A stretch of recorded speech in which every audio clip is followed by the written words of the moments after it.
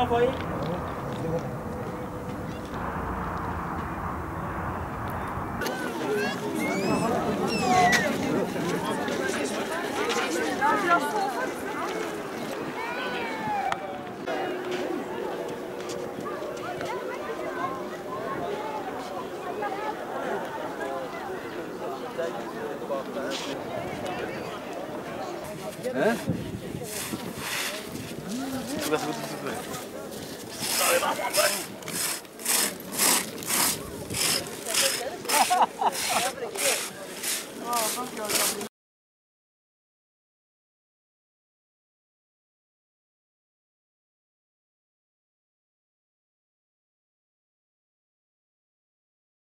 Ankara'dan geri dönerken Tuz Gölü'ne uğradık. Burası işte Allah'ın hikmeti. Su çekiliyor, tuz böyle ortada kalıyor. Gelip üzerinde yürüyoruz. Ayak mantarlarına, ayak hastalıklarına iyi geliyor. Daha önce de gelmiştik. 1-2 ay, 3 aylık bir rahatlama sağlıyor ayaklara. Ücretsiz gelip üzerinde yürüyoruz. Tekrar yolumuza devam ediyoruz. Öneriyorum herkese. Sağlıklı bir yürüyüş. Tuz Gölü faydalı olduğunu duyduğumuz için geldik.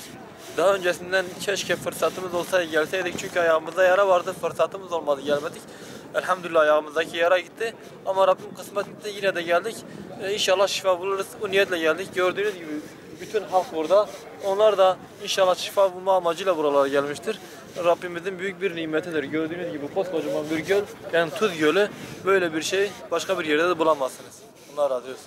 Tuz Gölü bizim için sahiplenmesi gereken bir güzellik. Allah'ın bize bahşettiği bir güzellik.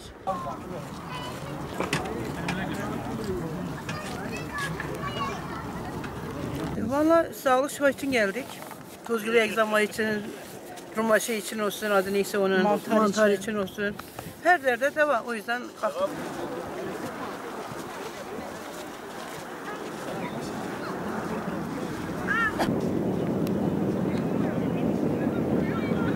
Ekip olarak geldik.